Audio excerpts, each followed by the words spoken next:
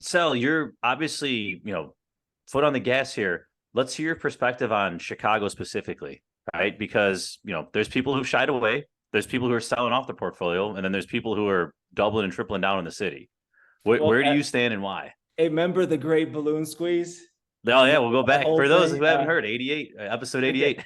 I will go back to let your listeners go back to 2 years ago on our last. I was making that up as I was saying it, as you probably noticed. But the idea of the balloon squeeze still, the reality is still there. We were the squeeze part, while places like Florida and Arizona were the other side of the squeeze, right? And we were getting the squeeze. Now all of a sudden, guess what's happening right now? It's starting to even out.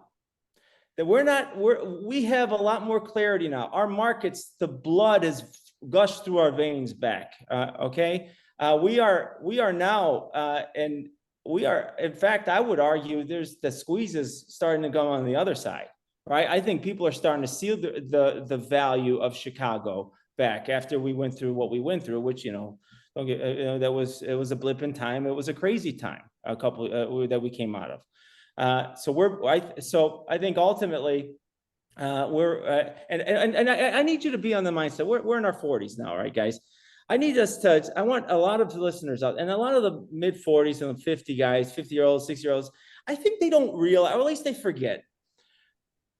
If I'm 24 years old and I'm 25 years old, I have to take myself back to that. If I there's no place outside of New York that I can come to if I'm from California. I have a guy in my office, young guy, mid-20s, went to Michigan, come to Chicago.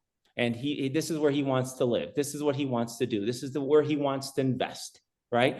But going back to this idea of we get so old, our dopamine receptors are not so, they're dulled, and now we have family, and now we get well worried because of our kids. If you go back to a 25-year-old, there's no place that I want to be is in somewhere in Uptown or in Edgewater, up to Lakeview, outside of whatever all the drama. And then you drive into the city, the receptors are just blaring.